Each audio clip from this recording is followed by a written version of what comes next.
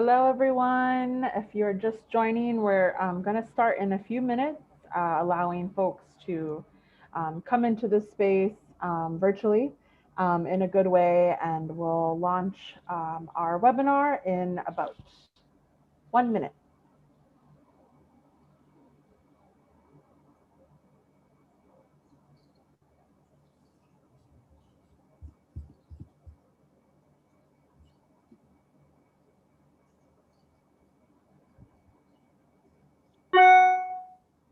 If you're joining us, welcome. We're going to start in about a minute, allowing folks to log on.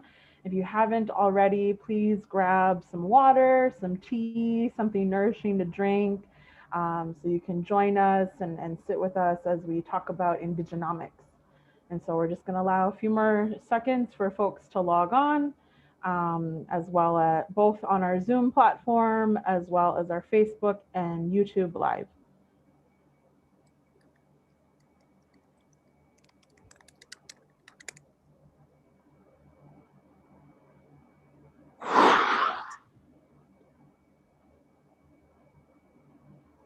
Before we start, if our folks, at least on Zoom or Facebook or YouTube Live, you're welcome to say hello in the chat and maybe list where you're calling in from, so we can we can know who we're connecting with. You're welcome to do so.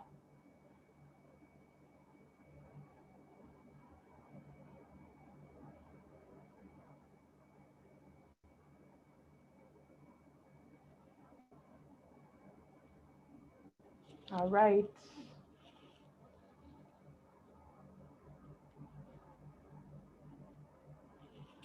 All right, welcome everyone. We are getting some more participants joining us, and I'm sure will be joining us throughout today's webinar. And we'll get started in about 30 seconds.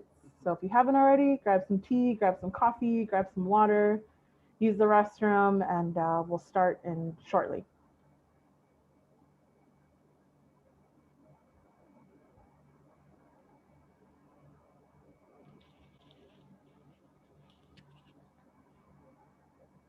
It's lovely to see where everyone is chiming in from. Thank you for sharing.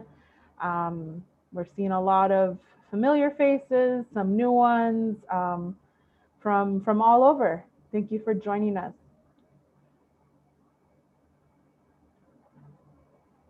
Okay, so with that, I think we can get started. Siguli Swagwek, Daisy ni Yugyat, Anay de Aga, Niwagi Hujot, Anawal Niwagi Dalot. Hi everyone, my name is Daisy Francor. I am a member of the United Nation of Wisconsin, currently living on Arawak territory in Barbados in the Caribbean, and I'm so excited to be the moderator today for this incredible webinar on Indigenomics. And so before I introduce our distinguished panelists and Indigenomics experts and leaders in their respective fields, I just want to go over a few housekeeping things first. Today, for those who might be joining us, we have 3 different platforms. Many of you, over 500 actually registered on our Zoom platform. Our Zoom platform is the only platform right now that offers Spanish translation. So if you are in need of Spanish assistance, please go to the globe icon on the Zoom platform on the bottom, and you can click on the Spanish feature to have Spanish translation. And with that, I really want to give thanks to our translation team in supporting us today to make this webinar accessible. Moreover, we will, like I had mentioned, we're live streaming on Zoom, Facebook, and YouTube.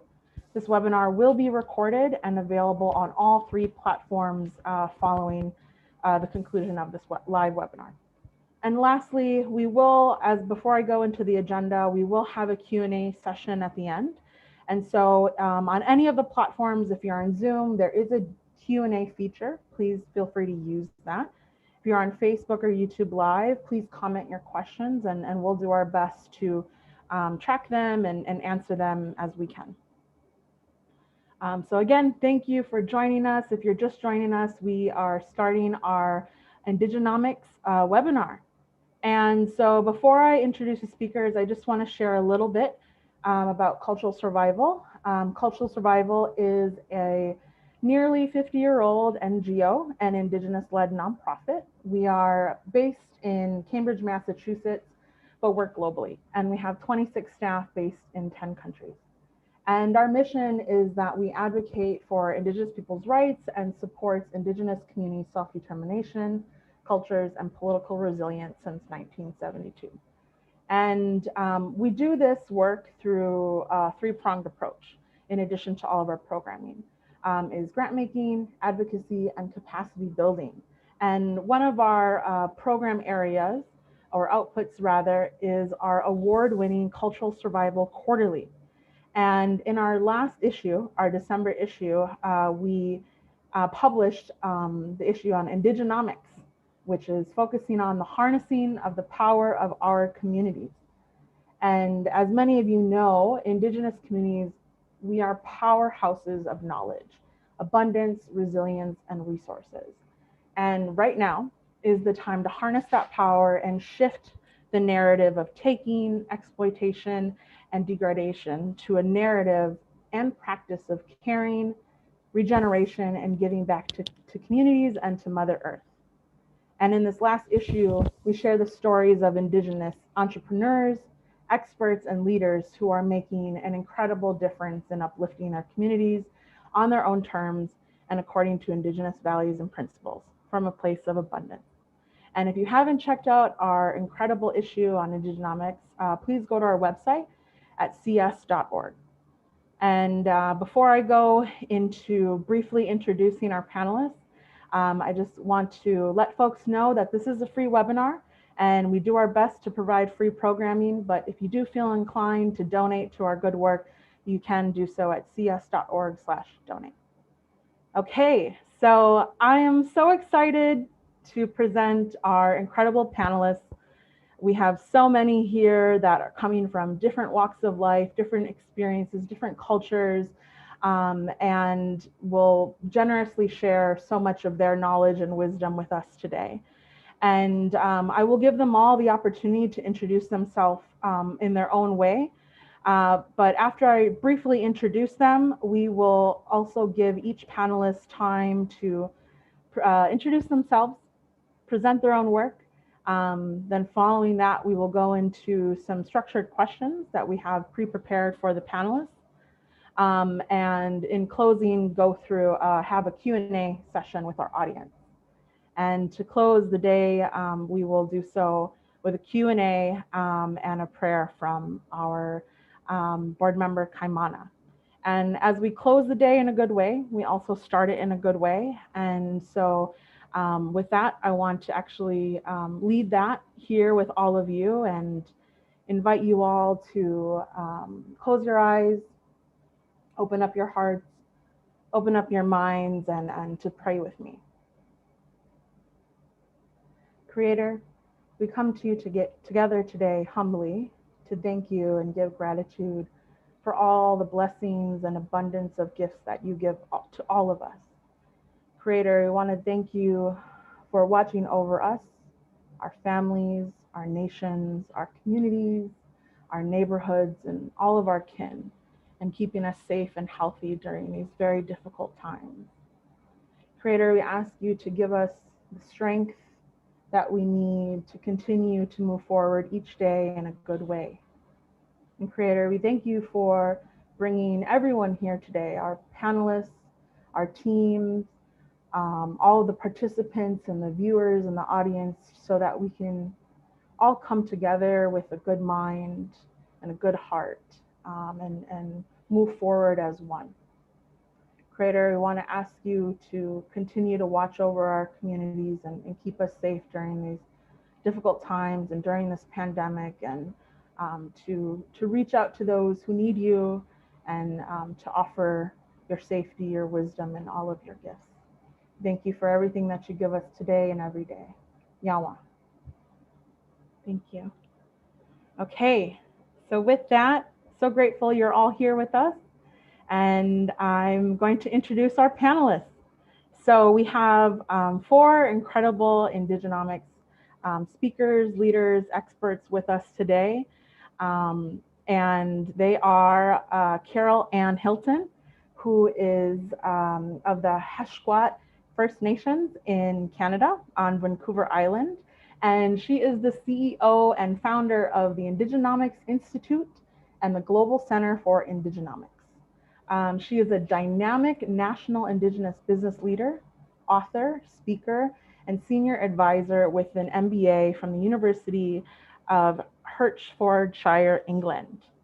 Carol Ann has led the establishment of a line called Indigenomics, #Indigenomics, growing from a single word to an entire movement, which focuses on the rebuilding and strengthening of Indigenous economies. And she is the author of Indigenomics, Taking a Seat at the Economic Table, and is a professor at the Royal Roads University School of Business. We're so grateful Carol Ann is here with us.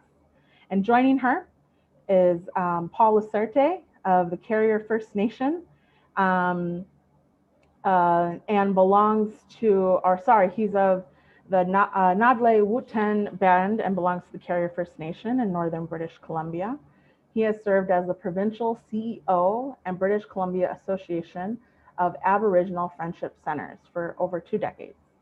And in 2011, Paul and his daughter Raven co-founded the Moose Hide Campaign, a grassroots movement of Indigenous and non-Indigenous men working to end violence against women and children. And he is the managing partner with Raven Indigenous Capital Partners, which is the first Indigenous-owned financial intermediary in Canada, as well as the former vice chair of the Vancouver Foundation, and the board chair for Reconciliation Canada, and a former representative of the United Nations Permanent Forum on Indigenous Issues. We're so happy you're with us, Paul. Thank you for joining us. In addition to Carol Ann and Paul, we have Panelists Stroze, who is Anishinaabe Kwe. She's an Anishinaabe Kwe wife and mother of 5, member of the Indian Collective. She is an Indian Collective Program Officer and steering committee member of the Indian Fund. She is also a founding board member of Sustainable Nations, an Indigenous-led and staffed resilient community development organization.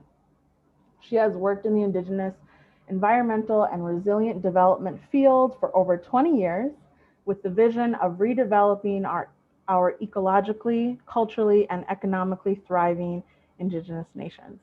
We're so happy that Panelists is with us, and she will also introduce herself shortly too.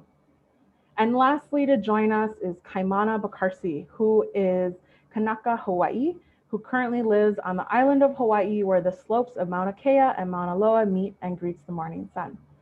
In his professional role, he is the director of Catalytic Initiatives, Community Strategies at Kamehameha Schools.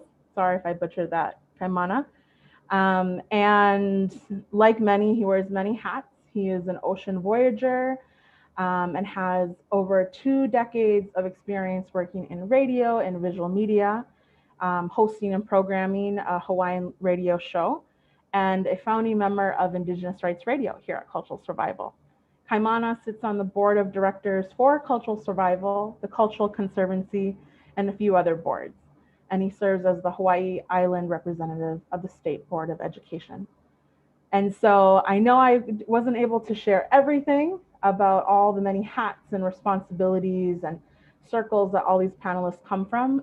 But with that, I'm going to hand it to our first speaker, Carol Ann, to introduce herself, to share a little bit more about her work in Indigenomics, and then we'll hand it to the following panelists afterwards. Thank you so much, Carol Ann. Thank you so much, Daisy. What a powerful time to be alive. Uklasish Caroline Hilton, Heshkweaksipsish Uklas Wakatushko Etsa Umti. I come from the Heshkweat Nation. I have Nuu-chah-nulth people, and my Nuu-chah-nulth name is Wakatush, which means big sister, or I come from a line of the oldest woman. I thank Cultural Survival for bringing this moment together.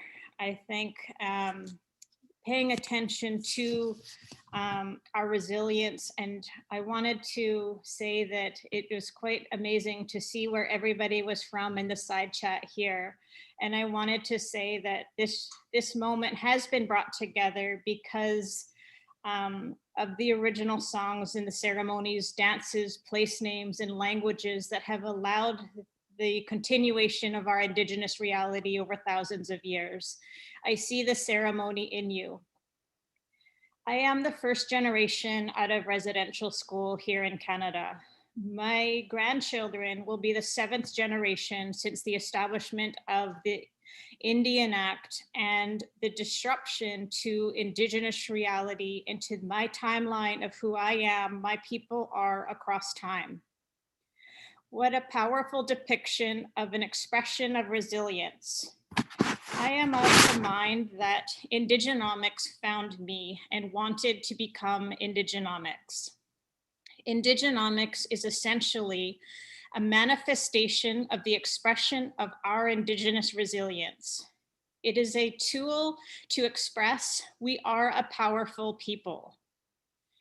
Indigenomics is essentially a response to what I choose to see right now. How fitting that we are surviving and within a context of a global pandemic. To be able to have the freedom to respond to now, this is essentially what Indigenomics is, to establish the re-narrative of our response in what we choose to see. To be able to experience within the construct of the story about us or the story that we choose to tell about our future. To establish multiple pathways to our own Indigenous future of our empowerment and our place within the world. Indigenomics is essentially a creative economic design platform. The intention is essentially to draw attention away from the constructs of the stories about us and the lies about us over time, the misconceptions of who we are, and direct our attention to how our worldview has allowed our success over thousands of years. Indigenomics is essentially shifting the focus and narrative away from the story of what has happened to us as Indigenous people. And while that is an essential story to always keep close and to tell over time, the story of what has happened to us as Indigenous peoples, it is also important to draw our attention on the powerful construct of designed by us. Indigenomics as a modern platform for Indigenous economic design. Indigenomics is essentially challenging the language of how we experience economy. To be able to understand and put in context the most recent experience over the last couple hundred years, the systemic process of devaluing our Indigenous knowledge systems and ways of being. The specific devaluing of our Indigenous economic systems is essentially what this world is converging on today. As we describe the conditions of crisis, the answers are reflected in our ways of being and knowing as Indigenous people. To confront the concepts of savagery as reflected in our identity of how we have been described.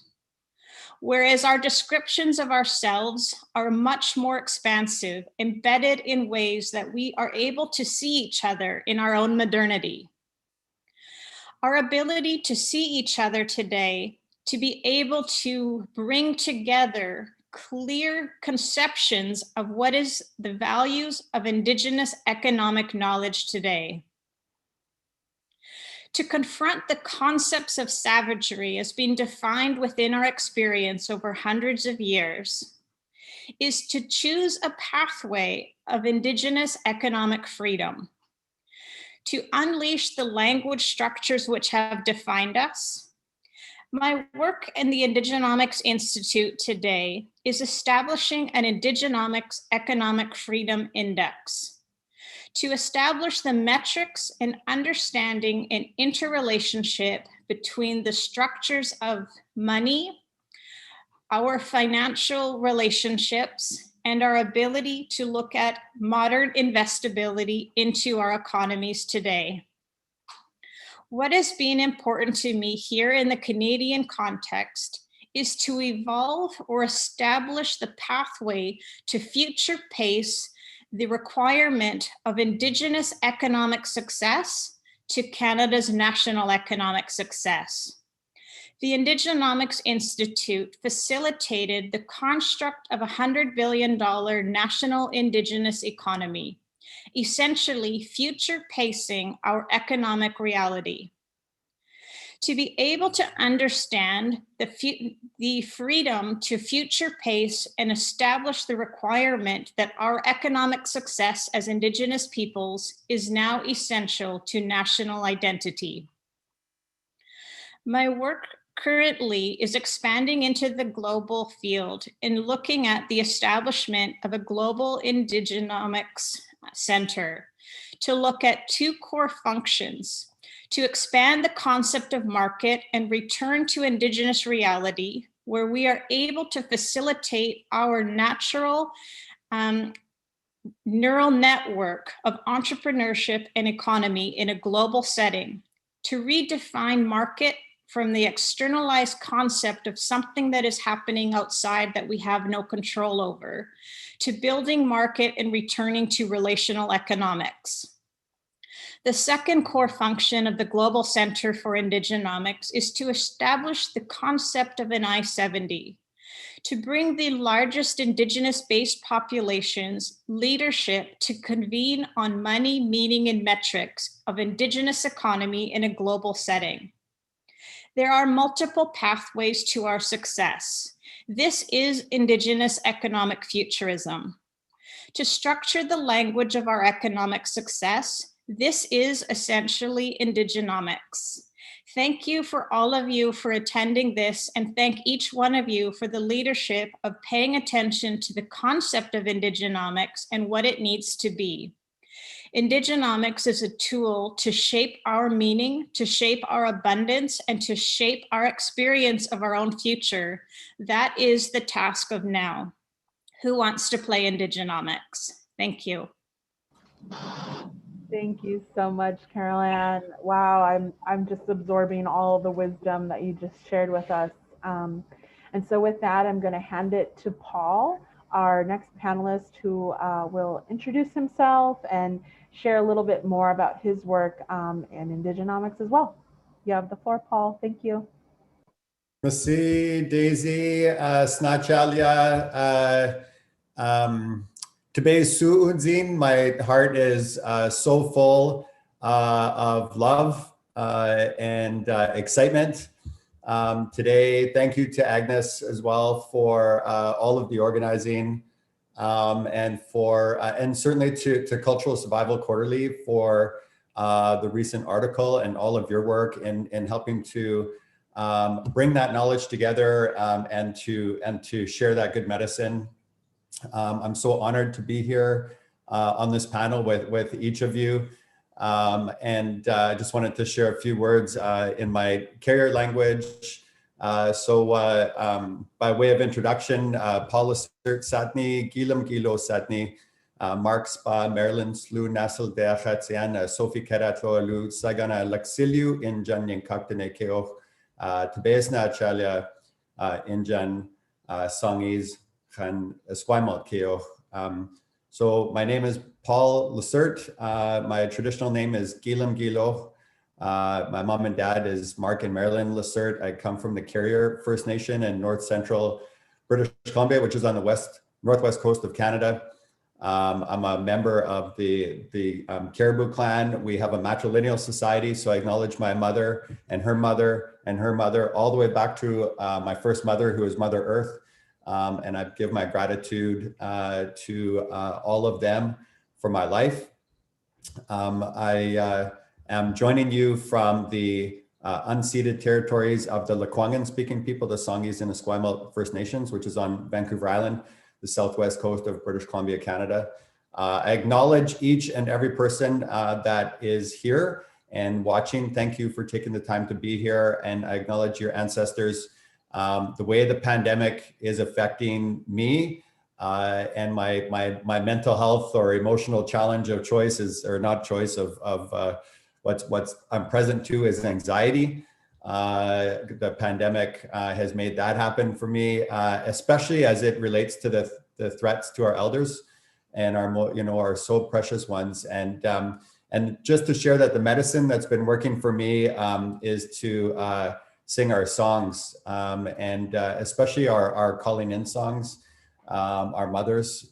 For me, it's our calling in songs for our mothers, and just to acknowledge all the different medicines that each of you are putting on your path to help to be able to survive and thrive in this really extraordinary global experience we're having. So thank you again for the chance to be here. In my work life, I'm a managing partner for Raven Indigenous Capital Partners. And as was mentioned, it is the first in Canada, and we think at least maybe the first on Turtle Island, of an Indigenous-owned financial intermediary. And we have raised the first Indigenous-owned equity-based impact fund. Certainly in Canada and perhaps in other jurisdictions around the world. We just closed our fundraising period, our final close last week, and we were able to raise $25 million Canadian. We have 31 investors in the fund, and we offer returns of 6 to 8%. So there's nothing philanthropic about the work that we're doing. We make equity-based investments in Indigenous entrepreneurs in Canada and in the United States. And so we're so excited to be building a portfolio of brilliant Indigenous changemakers and a community of brilliant Indigenous changemakers who have a balanced bottom line and a blend of environmental, social, and fiscal benefit. And then sort of a fourth one for us that we're uncovering and measuring is decolonization / reconciliation. And what does a reconciliation economy or an Indigenous economy in the image of our culture look like? So yeah, so we have 6 enterprises in our portfolio, and we think we'll cap out at about 15 for our first fund, and then start raising our second fund at the end of this calendar year. And that will be our target for that fund is 100 million. So excited to be in this global network and an emerging community of practice of all of the components of the Indigenous economy that we need to be able to accelerate. I was there when Caroline birthed the idea of $100 billion Indigenous economy to the National Chiefs Assembly here in Canada. I was on stage with her, and so grateful to be there for your birthing event, Caroline. Caroline's also on our investment committee. And I just wanted to say in this context that accountability to our Indigenous epistemology, to our ancestral teachings is paramount for us, and to get money to stop acting like old white men and start acting like love and start acting like healing and repair. And so in order to achieve that, Raven Indigenous Capital Partners brought to life an impact measurement framework. We blessed it. We had a feast. It had to be a Zoom feast because it was this past summer. And we had our investors, our investees, our investment committee members, elders. 2 of my daughters sang, and we smudged it. And then we put it in this, which I keep my laptop on. And we had a bentwood box made. So my laptop literally sits on our covenant to be accountable to our Indigenous teachings and our traditional worldview, so that our commitment is to, bring forward an Indigenous economy in the image of our culture, and to make the capital available to our change makers that is patient, flexible, and culturally safe. So I am so grateful and honored to be here. Thanks for the chance to share a few words. All my relations. Thank you so much, Paul, and grateful too for all the wisdom you just shared with all of us here. And in the spirit of love and healing that you just mentioned and reminded to all of us, I'm going to hand it to my sister Panelists, Stroze, who will introduce herself and the beautiful work that she does with Indian Collective and other institutions. Thank you.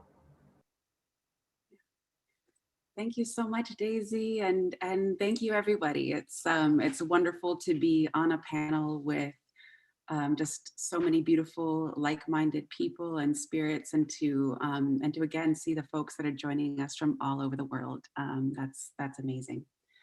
So Ani Minogi Panelists Stroze in Indigenous. My name is Panelists Stroze. I'm an Anishinaabe descendant on my mother's side, on my maternal side. I was raised in the Shirai Yurok homeland in Northern California, and I currently split my time between Tucson, Arizona, Tonatam Territory, and Anishinaabe Aking in northern Wisconsin on Winning-Wanakaning. I actually come from a science background. I come from the first thing that captured me into science, into physics, into that study was the beautiful parallels of what scientists were exploring and my origin story. So it was traditional knowledge and traditional practice that sort of captured me into wanting to learn more about science. As time went on, I ended up getting an engineering degree, and the reason why I did that was because, as a young, sort of land back activist in the 90s, my mind just kept getting brought to, how are we going to be asking our nations to say no to mining? How are we going to ask our nations to say no to clear cutting? How are we going to ask them to say no to these things unless we come up with creative, proactive alternatives? How are we going to be nations if we're depending on our colonizers for energy, food, housing, water? So I went to go get an engineering degree, and because I believe that you can design these systems, we can provide all of these things for ourselves in a way that is spiritually responsible to our lands and to each other. And a beautiful thing that I discovered in the process of pursuing that engineering and design process is that the latest and greatest, I finished a doctorate in the field in 2015, went back to school after having a bunch of kids, and truly still the latest and greatest in infrastructure design, in architecture, in planning, in economic development, just aligns more and more closely to our traditional teachings and our way of living. And so for all of these years, my focus, we started an organization called Sustainable Nations to provide DIY, this was back in 2004, to provide DIY hands-on technical training by and for Indigenous people in natural building, renewable energy, ecological wastewater treatment, and we also did food sovereignty development. And then after a while, we ended up doing these things at national scale. Our nations are ready. Our nations are ready to design our infrastructure, design our economies in ways that are deeply reflective of our traditional teachings about our lands, our traditional teachings about how to live with one another, and also our traditional governance practices, which are key. I went on to join Indian Collective because Indian Collective is just so dang exciting. Collective does a lot of different things. We have a fund, we have a foundation, a program office for our grant making programs support this kind of development. We support regenerative development. We support land defense, regenerative development, and decolonization. Because of course, if we're going to be talking about building our economies, rebuilding our economies based on our spiritual responsibilities to our homelands and each other, we need to revive the living of those teachings. We need to revive our languages. We need to revive our harvesting, all of those decolonial processes that we have to go through in our minds and our hearts and our spirits. That is the core. And how we raise our children, that is the core and the power that is going to be behind redeveloping our indigenous regenerative economies.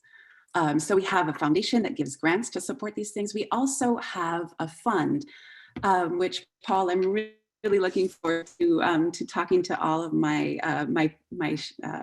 panel mates in the future. Our Indian fund is a national CDFI, Indigenous CDFI. We invest in renewable energy, housing, water systems, food systems, social enterprises, and we also have regenerative and resilient development to screen to really screen the depth of commitment of folks we invest in their own decolonial processes, in their own, resilient strategy mapping. We're also currently building capacity within Indian Fund to be able to provide consulting and technical assistance to Indigenous businesses and nations and communities so that they can understand how to do these things. That's a lot of what I did as an engineer and a designer is, helping people emerge their own knowledge, help people emerge their own design knowledge based in their own responsibilities and help shape that into contemporary engineered design and infrastructure. That's possible. It's beautifully possible. So that's a little bit about what we do. And yeah, I think that's it. That's it for me. Thank you so much, Miigwech. Thank you so much, Panelists. I really want to pull out one of the last things you said, that the opportunity that exists for us to emerge our own knowledge based on our own responsibilities, and the powerful reminder of, as we go forward, we need to look backwards on the things that have always worked for our communities and to pull on to those strengths. So with that, I'm going to hand it to our fourth panelist, Kaimana Barkarsi, to introduce himself and some of the work that he does in this field. Kaimana? Ai, aloha nui mai kākou, mai ko e hemolele ka malia he vai inui kua uli. Mai ka piko mauna ki e ai ka nukumuli vai. Mai ke kua lono a ke kua au. Mai ke kahone a kai kohola a moa aku ai ke kai hohonu. Aloha, aloha nui kākou. Ua kene kona de se ku aina hanau o Hawaii moko puni nei ku aina hanai. O koloa kauai ku aina kulai vi o ku upo e kupuna. O aia kea a me kea hou kahi e noho papa nei. O mauna kea mauna loa a me hualalai ko o mau kua hiwi. O aia kea kahi hanai ia e kulani hakoe ko uwai. O hoku lea, hoku alaka ia makali'i ko umawaa. O wau o Kaimana o nā lani kahi kamo o Hawaii nei. I houna ia e o mau kupuna, e imi ke ala, e kauai ka upo e poki'i. Aloha, aloha nui mai kākou. Aloha, I'm Kaimana. I was born in Washington, D.C. So if you hear a little bit of an accent, that's where that's from. I live here on the island of Hawaii, Moko Keawe, which is the island that has raised me. The bones of my kupuna are on the island of Kauai. I live in between Waiakea and Keauhou on both sides of the island. Mauna Kea, which you see behind me, Mauna Loa and Hualalai are my mountains. Waiakea, which is fed by our heavenly lake, Kulani Hako'e, is my waters. And Hokulea, Hokualakai, and Makali'i are the canoes that I belong to. I'm here by virtue of those that have gone before me, by my ancestors, by collective ancestors.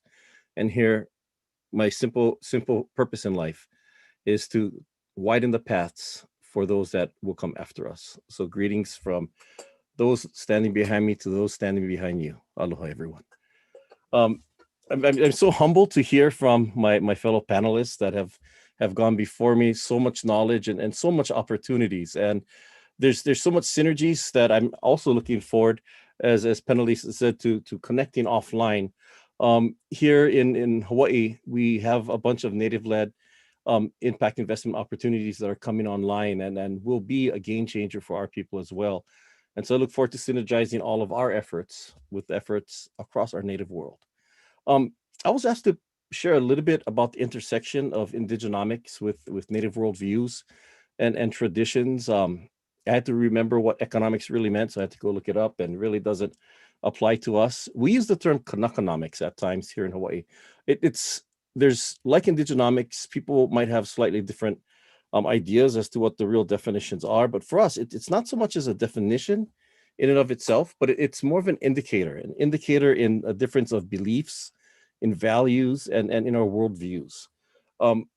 I take it back to the history of our poe, and really look at how they dealt with their changing times, how they ruled the systems and technology and economies of their of their periods, and they weren't ruled by it. There's a misnomer, as there probably is with a lot of cultures around the world, that the missionaries came, they put clothes on us, they brought us out of the dark ages, they taught us to read and write, and brought us into the modern world. Well, that's not exactly our narrative. That's not our narrative at all.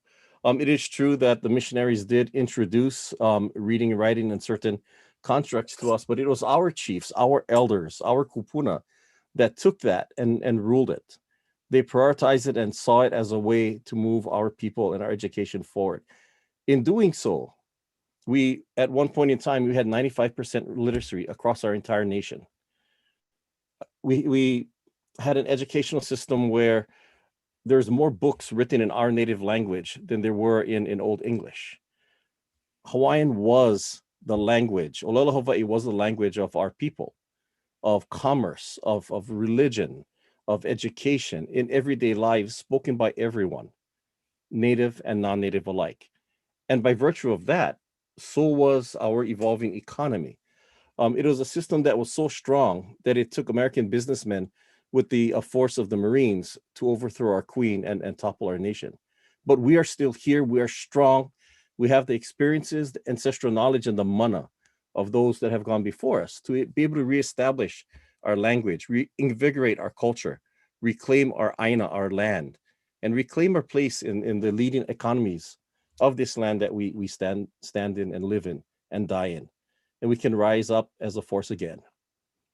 When I think of Kanakonomics or Indigenomics, it's not a return to that systems that we had pre-contact, but it's making those decisions based on our traditional value systems and worldview, and utilizing and ruling the technologies and methodologies available today from our perspective, from native perspectives, for the betterment of our people overall.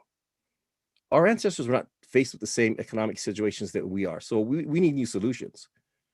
But the situations that they were faced in were based on their ike, their knowledge, their worldview, which is ours as well. They flourished with interdependent relationships that what we call pilina, those relationships with each other, with nature, with our lands, with our skies, with our oceans. I always take to heart one of my favorite olelo no ea, one of our favorite sayings. Heali ika aina he kawa ke kanaka. Our land is the chief and we are but the servants. Our economic returns were not measured in dollars in the past, or the various financial instruments of today, land holding, land wealth, but more so by the health of our society as a whole.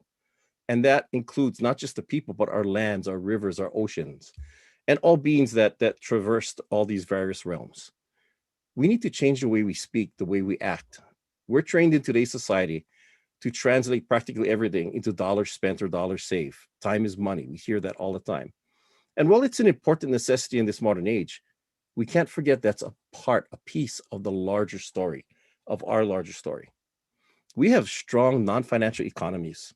We have trade, support, fishermen sharing their catch with our elders, farmers using their yields, our kalo, our taro, to feed our communities, our healers healing our people. I was in the middle of the ocean when a hurricane approached our island. As we got to the island of Aitutaki in the Cook Islands, I hurriedly found a way to contact home, and I found that a tree had fallen onto my home and my car, and my wife was home alone at the time. And that's the type of economies that put me at ease, because I contacted her and immediately I found out that we had people from our community, our Kanaka, coming to cut the tree, move it out, to bring food, to make sure that they were okay, for the better well-being. And that really hits home. Those are some of those non-financial economies of support and trade that we have. But that's not enough. We need to build on that momentum. We need to create a movement. We need to reactivate our people. We've seen the mana when we're protecting our waters from pipelines, or our mountains from overdevelopment, or our rainforests from destruction and devastation. But we need that kind of movement in support of Indigenomics, in support of Kanakanomics. We need to build on the foundations of the past, using these financial tools, ruling these financial tools, executing them through our worldviews, and to avili, or weave them weave together our non-financial and financial economies. It takes a mindset shift. I think for for indigenous peoples, it's more of a mindset reset and reconciliation with the time of this day and age. And for many others, it necessitates a entire mind shift change. Native economies are supportive. They're regenerative. Unlike other economies that are very extractive and cumulative, that are not sustainable, our economies are. And it's through these economies that we'll find life. It's through these economies that will sustain life for not only our people, but for the greater societies around us. Indigenomics, very valuable tool. To be a tool in line with who we are as Native people. So let's get together. Let's rule these systems of today from our perspectives and come from a strengths-based approach. Mahalo nui. Yawanko, thank you, Kaimana. Again, so much power and wisdom that you just shared with us, and wanted to pull out a few points that you made, and I think that has been weaved through each sharing of our panelists, but really reminding us that even though we all come from different economic situations, there's the potential for new solutions, right? And even in those new solutions, there's a merging of the old and the new. And that in these decisions that we make for our place-based economies and the larger economies, it's really based off of our worldviews, our traditions, our values, and our cultures. And so with that, actually want to thank you all so much for sharing all the work that you're doing, and want to kind of segue into a little bit more of a structured Q&A, that some of the questions that we pre-prepared for you all. I do want to encourage our audience is on Zoom to please use the Q&A function. You can ask questions there. I know some questions have been put in the chat, and we've been doing our best to pull those aside, and we'll try to get to all of those. But if panelists also see a question and want to respond in addition to the questions that I will ask you, or in the chat directly, you definitely can do so. But the first question that I want to ask all of our panelists are really, what are the main characteristics and the main functions of an Indigenous economy? And how can Indigenous nations and communities build, rebuild, and or strengthen their own economies? So I know some of you have already touched upon this, but invite you to dive a little bit deeper into that. And of course, to share any examples or success stories of those characteristics and functions of an Indigenous economy, and how our nations and communities can build, rebuild, and strengthen those economies. So with that, I'm going to hand it to Paul first, and then we'll hand it to Panelists, Carol-Ann, and back to you, Kaimana. And feel free to, of course, add anything else that you think is relevant too. Paul? Just doing a time check, Daisy. We have about another 9 minutes. Yes, we're good. So we are going to try to add additional questions that the audience is asking. So we'll get through these pre-prepared ones and then go to the other one. Okay. I'll be like super brief then. And just to say that it's really the epistemological framework that each of us have talked about, working backwards from our Indigenous epistemology and the fundamentals of the relationship between us as genders and generations, between us and our territories, and between us and the ancestral world, and the effort that was very intentional to take the love out of those relationships and put dysfunction in, and that we are in service of taking that dysfunction out and put the love back in. So an Indigenous economy, in my opinion, must be in service of revitalizing the love relationship between us as people, between us and our territories, and between us and the ancestral world. In case this is my last chance to speak, I just want to say a comment about this little thing here. It's a little square of Moosehide. Please visit us on the Moosehide campaign website, Moosehide campaign. And on February 11th, we're organizing our annual one-day fast, no eating or drinking for the day. And the focus is on ending violence against women and children, with a distinct focus on ending violence against Indigenous women. And our economy must be in service of a desired future state. And that really has to be a direct trajectory towards rematriation of our economy, and the safety, well-being, and love and respect for the women in our communities. Thank you so much, Paul. I'll hand it to you, Panelists, if you'd like to share a little bit more about the main characteristics and functions of an Indigenous economy. Yeah, definitely. So, so an Indigenous economy, of course, I think, at the base of all of our teachings seems to be a common parallel of the responsibility to keep good relationships. So fundamentally, an Indigenous economy is based in maintaining life regenerating relationships and healing relationships with both our ecology and each other. If I'm going to leave everybody with a few pieces, again, it would be to, if we are going to really do any kind of design, if we're going to do infrastructure design, if we're going to do economic design, we have to re-engage ourselves, and we have to re-engage our babies, these children that are going to be picking these things up from us, back into direct relationship with the earth, direct relationship with the living earth. That's going to be the source of all economic wisdom. And so in saying that, I feel like our Indigenous economies, when we're thinking about how to design and how to develop them, first of all, re-centralize our traditional practices.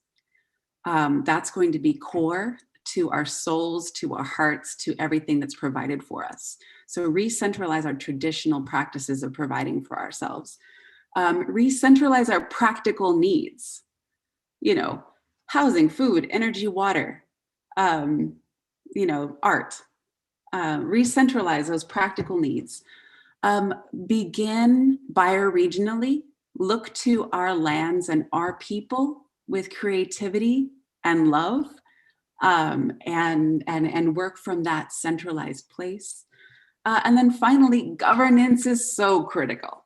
You can come up with the best idea ever, most wonderful thing, and if that idea is not communicated well and emerging from the people, if that if that vision doesn't have equitable governance, transparent governments, good communication, accountable leadership, then, then the best idea in the world can be tossed out and not last.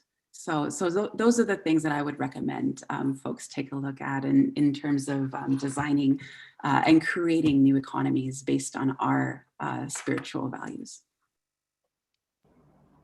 Thank you, Panelists. Just wanted to recap some synergy between both you and Paul in your sharing of revitalizing and really understanding the responsibility of maintaining our relationships and regenerating those relationships, both with each other, our communities, and with the land. And that the source of this economic wisdom as we move forward is really rooted in re-engaging ourselves and our youth so that they can lead us forward in a good way. And another powerful thing you shared was recentering traditional practices and the practical needs that exist for ourselves and for our communities, and centering those.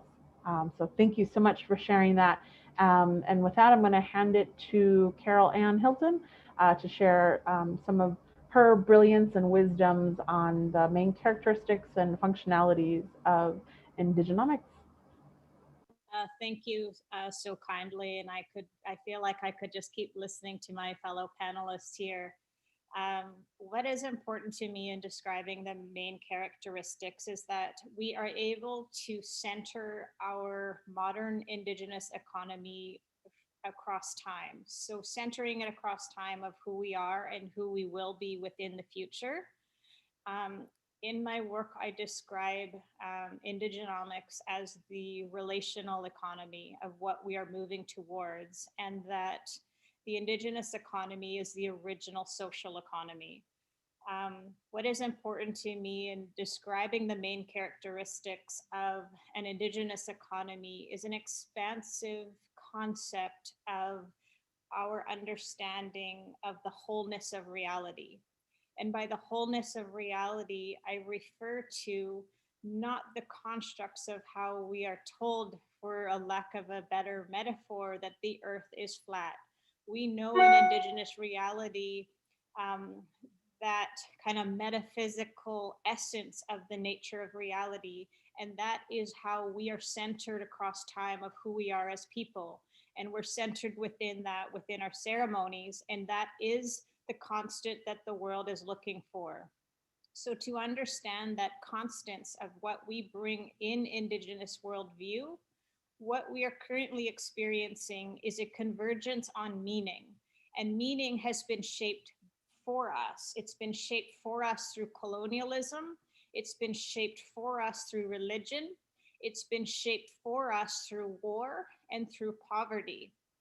The Global Center of Indigenomics is establishing prime directives of Indigenous economy to focus on the return to dignity as a structure of economics, to bring the humanity aspect back to economy and to reconnect the two, to focus on the structures of resilience and that concept of time, and to be able to measure impact in an expanded perception.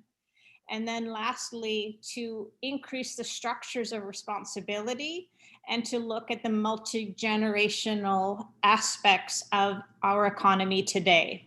So to bring the multi-generational metrics, that is essentially what needs to be established within the features of driving Indigenous economics today. Thank you.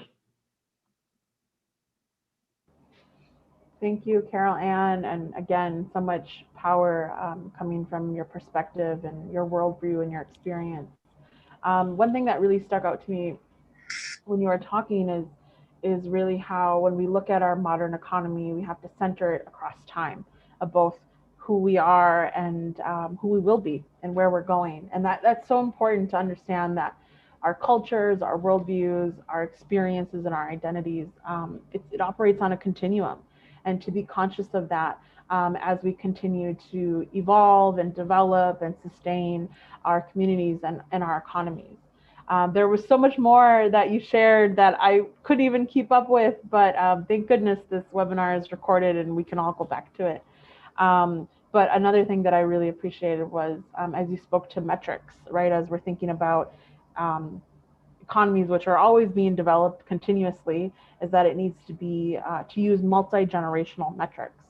And like Panelists had shared, right, and really incorporating our youth and being cognizant and aware that our youth are the builders of these economies as we move forward. And that's who will sustain and carry our economies into the new life. With that, I want to hand it to Kaimana, who already shared a lot in response to this question, but maybe can dive a little bit deeper or share examples and so on. Kaimana? Well, hello, New Daisy. I'd like to also really recognize my fellow panelists for the great amount of knowledge that you've been sharing. I sit here in awe. And really recognizing some of the characteristics you guys have shared thus far, relationships, love. For us, that's aloha, reconnecting to humanity, centering things across time. So I'll try to keep my thoughts around areas that may not have been explicitly touched upon. For us, indigenous economies are interdependent, not independent. You know, the Western world strives for independence and strives for being able to be self-sufficient, but we're very interdependent. One of our favorite sayings in the canoe is "He va'a he moku he va'a." The canoe is an island. The island is a canoe. On the canoe, as we're in the middle of the ocean, everyone has a function. There are no passengers. Everyone has a job is important and contributes to the health of the whole. And the premise of this saying is, if we can do that on the canoe, we can do that in our families. We can do that in our communities. We can do that in our island. And we can do it on island Earth. We just have to be committed.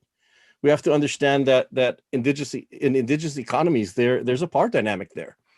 And that we have to reconcile that power dynamic in our own traditional ways.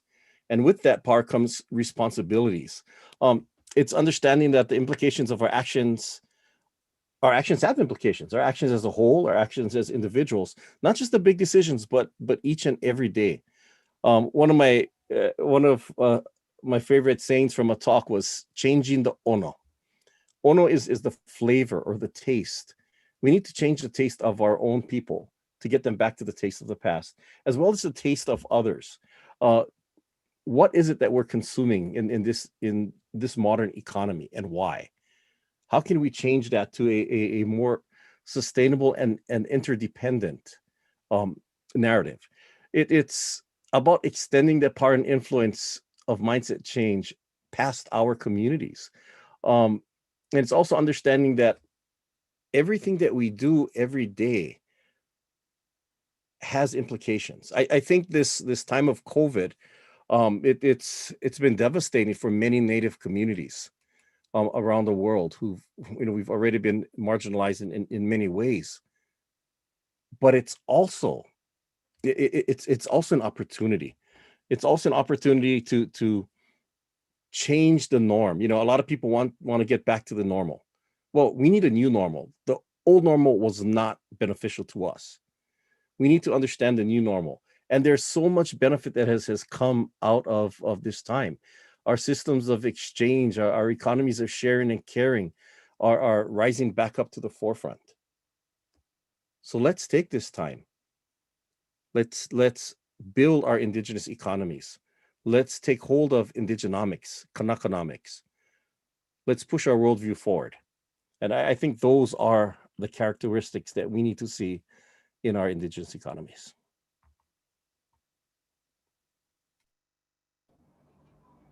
Yawanko, thank you, Kaimana. Wow, again, so much wisdom that you shared. And one thing that really stood out to me is what you shared really at the beginning was that our economies, they're interdependent, right? And each one of us is a part of our communities, our nations, and the whole.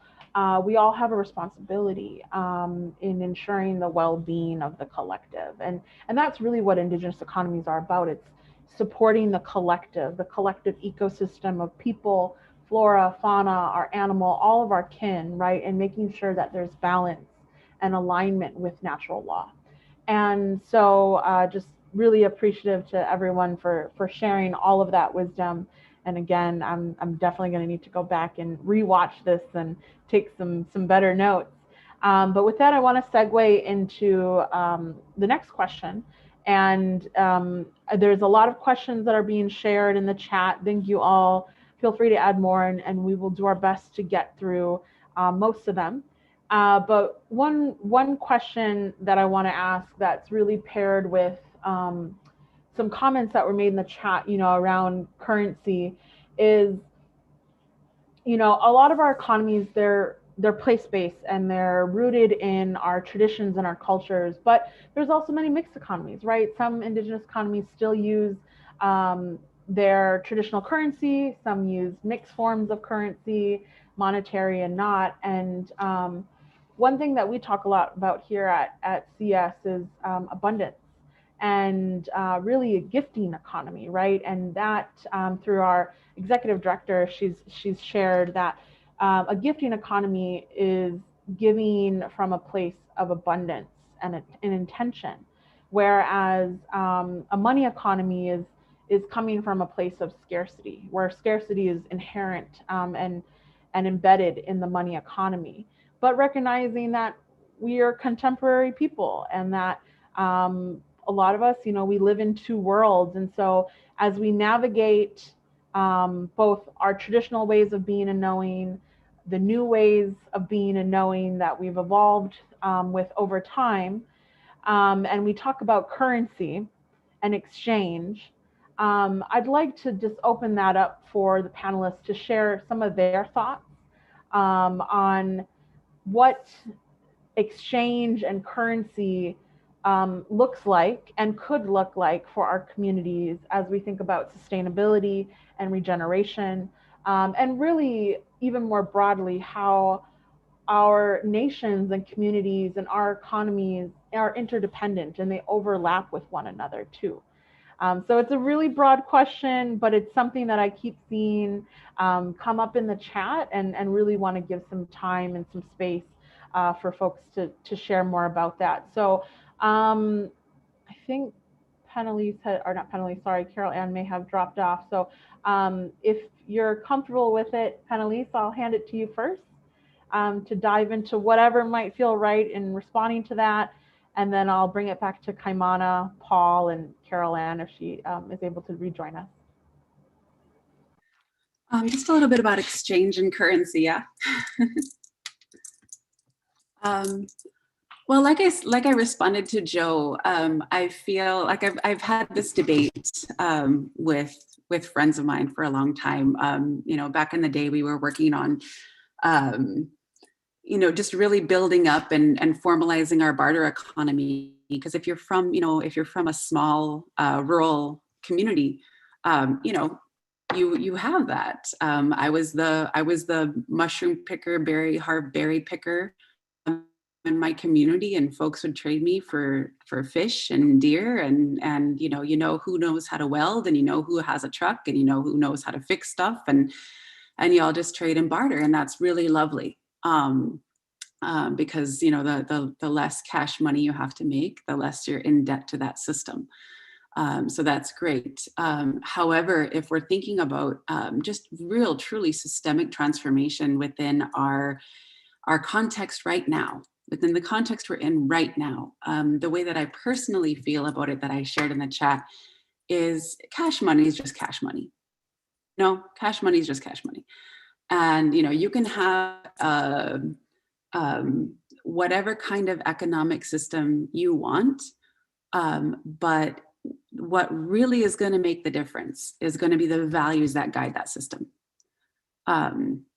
Today we talk a lot about socialism and capitalism and communism and all of these these different structures, but fundamentally, if your trade is based on keeping good relationship with your soil, with your water, with the plants, with the animals, with the insects, with your children, with your elders, with your neighbor, with your neighborhood, with your nation, with your bioregion, if If your economy is based on maintaining good relationships and good communication with all of the beings that provide for life, we are all interdependent with, then using cash money doesn't matter to me. You know, let's use cash money if it's based on those values. That's cool. I think that will inherently lead to a regenerative, healthy economy if it's just based on those values, and that whatever currency we use doesn't really matter, is my particular belief.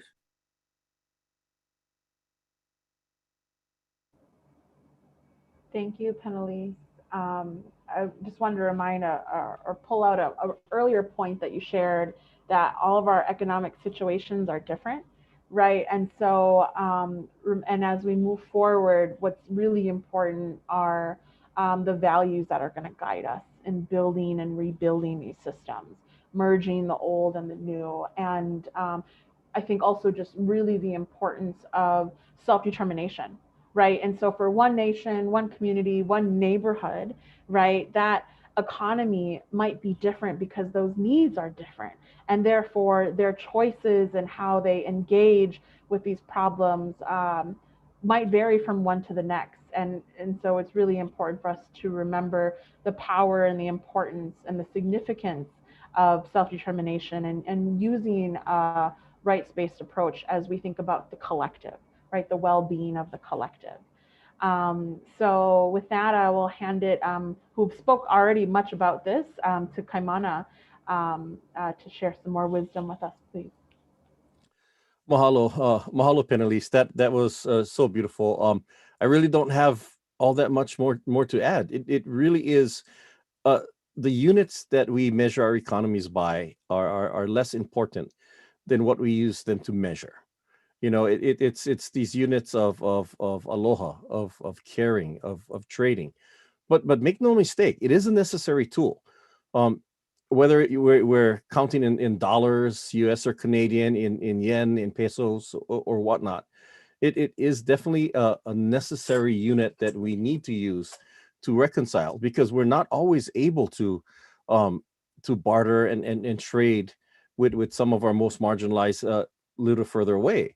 You know, it's a tool, but let's use it as that, and let's rule that tool and not be ruled by it. Whether we're bringing fish to an elder, or because of COVID we can't go, we're using a cash economy to have someone on their island deliver it to them. There's still that same amount, that units of love and caring. That is what is really important, and what is the fuller picture of these indigenomics and these economics in our indigenous economies. The cash units in whatever system we use to measure them, that's just a part of it. That's just a tool to get us where we need to be as who we are. And so those are my thoughts on that. Thank you, Kaimana. Yes, a powerful reminder for us that cash and monetary forms of currency, right, they're just units to reconcile, and they're tools, and we can use them to our advantage, like you said too, for us to not be ruled by it, right, which is so important. So with that, Paul, I'll hand it to you, and I know you've shared a bit about this before, and invite you to expand more on it.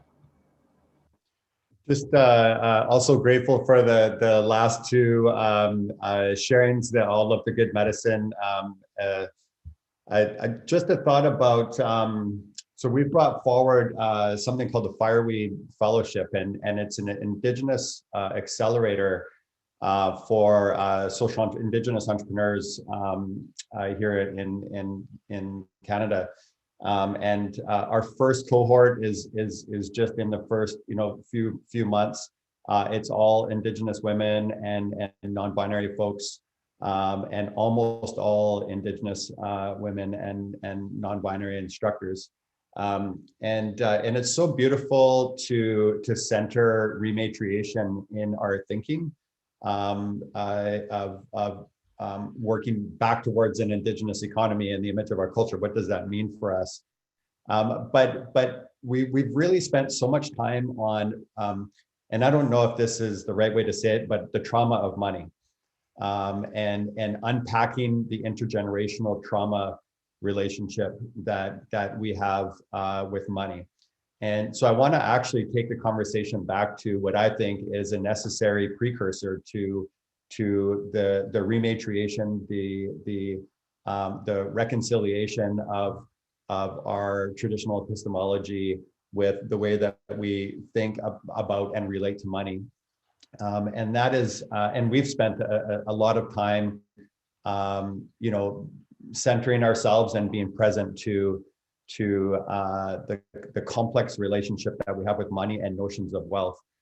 And it's been really generative, and it's not totally dissimilar from the experience that we had here in Canada. We had a truth commission, and you know, we had to have 7 years of truth telling before we could get to reconciliation. And sometimes I worry that if we move too quickly to populating those systems and those relationships with you know, Indigenous ways of knowing and being, without fully deconstructing the system that we're in through a gender lens or through a relationship to our territory lens, or through our more broad Indigenous epistemological lens, that deconstruction and that truth telling, I think, is absolutely crucial, and will create the space for us to be generative.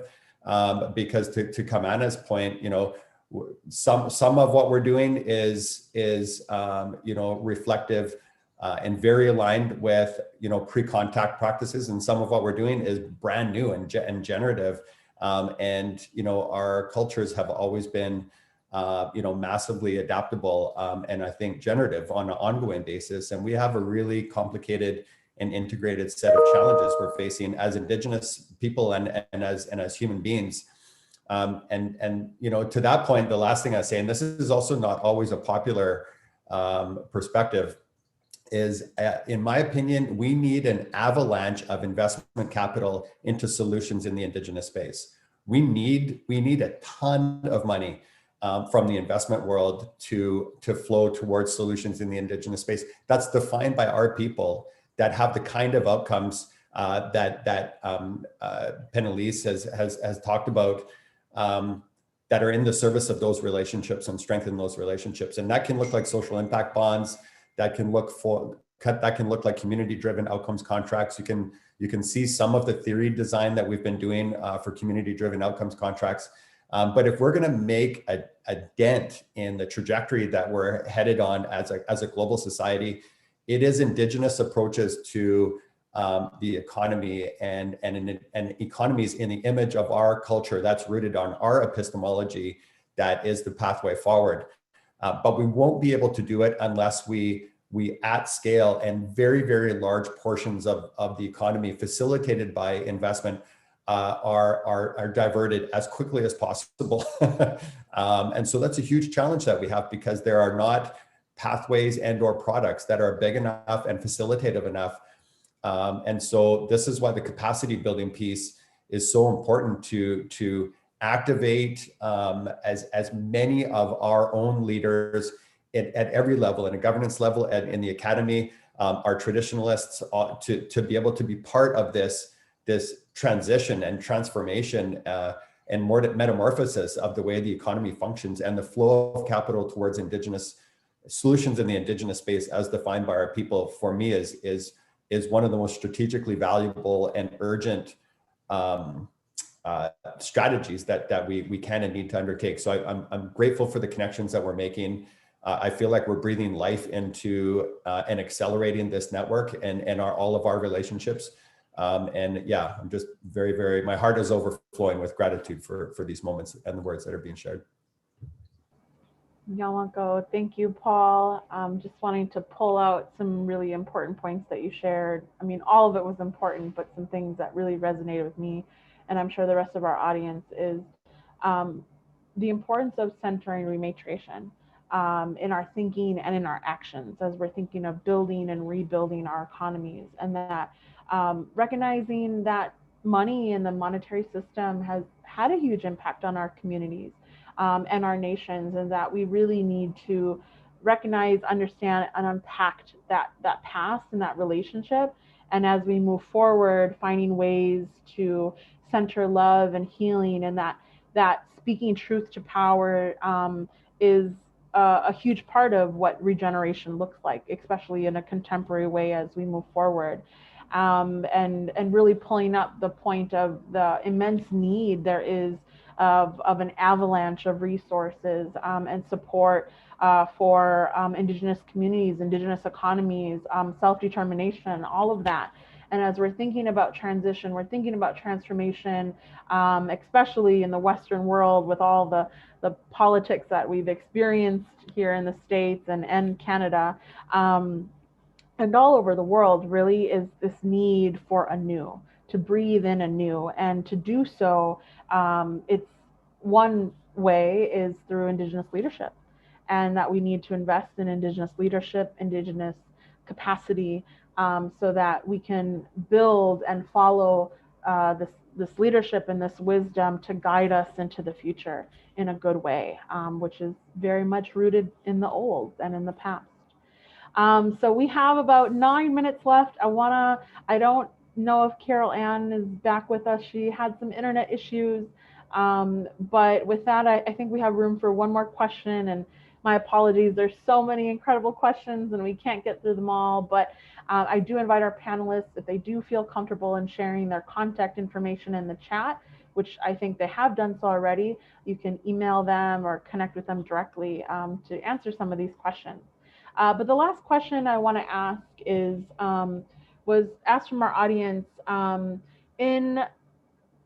is talking about spirituality, and really where is the place and the space for spirituality in our Indigenomics, in our Indigenous economies, and what ways can we center that, incorporate that in the building and the rebuilding of our communities and our nations and our economies.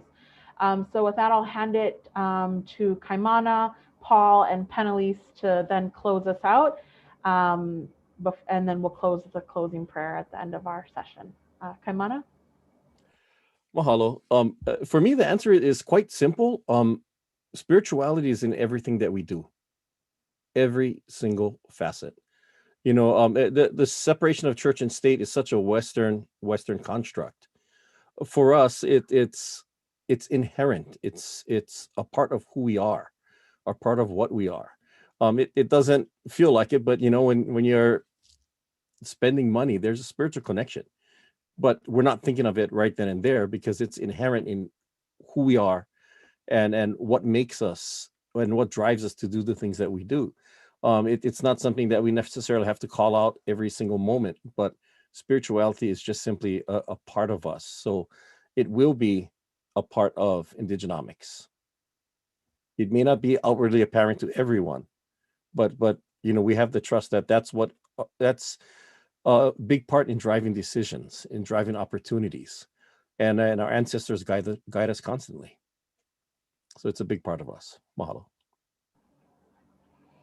Thank you, Kaimana. Yes, spirituality plays a immense role in our governance, in the way that we make decisions, our collective decision making, and that it's really embedded in everything that we do.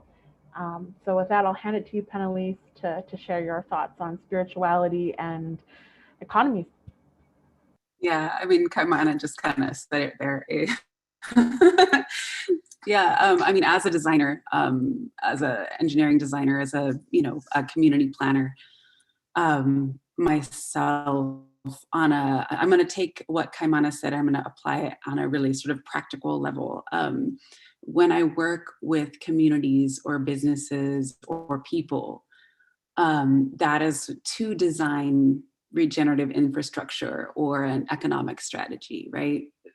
What we do to begin that process is introduce ourselves spiritually and introduce ourselves to the land spiritually and invite those folks who have intimate knowledge of the ecological and spiritual lives that live within that land that is going to be worked with, to center their knowledge. And then also invite all of the stakeholders or all of the community designers to go to the land, watch the way the water flows, make offerings, pay attention, you know, to that living earth.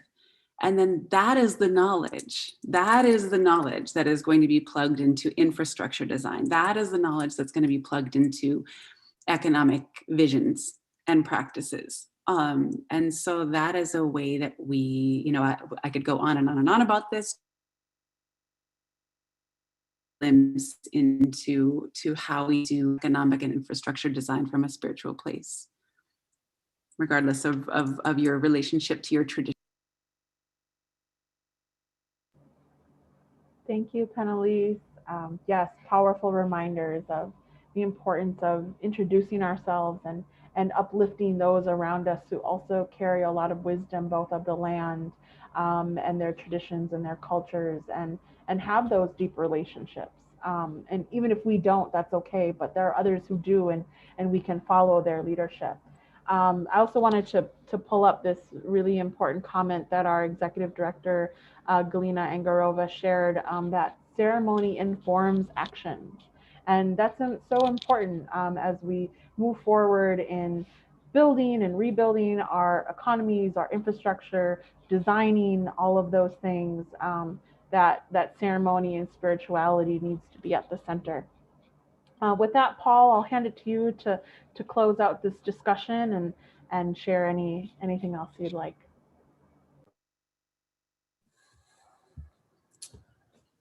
Wow. Yeah, I'm feeling emotional and full of love and full of good medicine. I'm a plane crash survivor. I was on a flight where the engine got on fire and then it exploded and the plane went down. We're going towards the water I was in the last moments of my life, and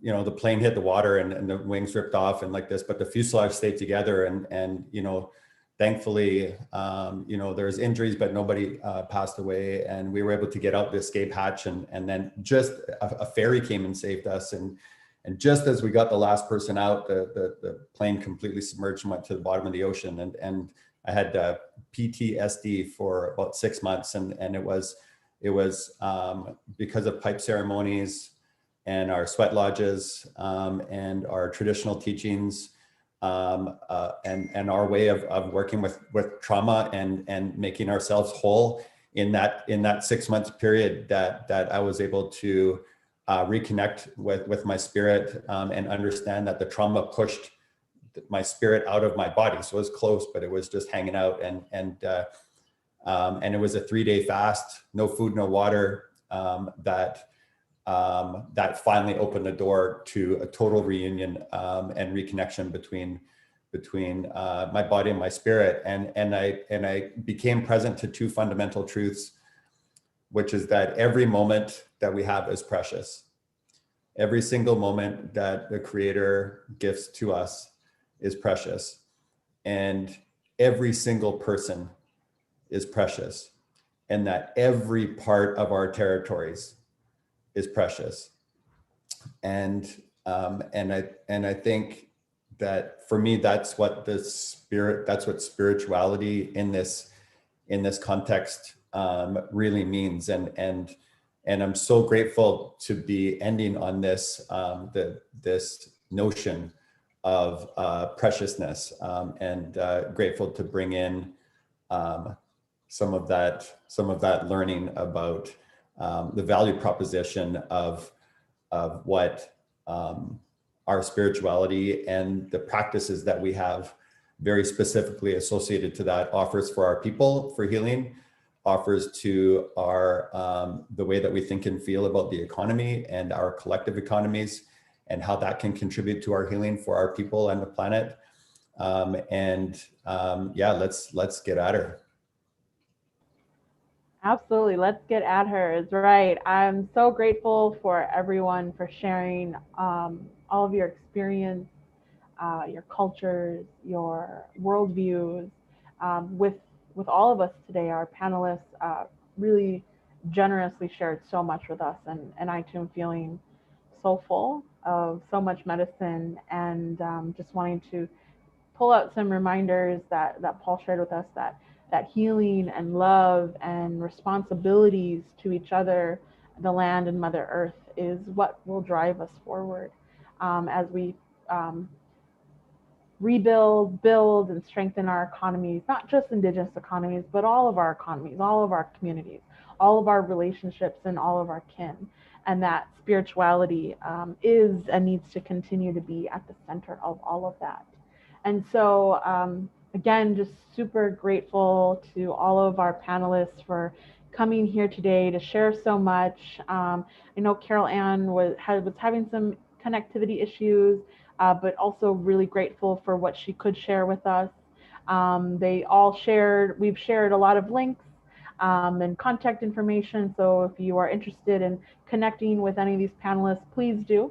I also want to remind folks that at Cultural Survival, we are really fortunate to be connected with so many folks like these experts and panelists, and we deliver this programming for free.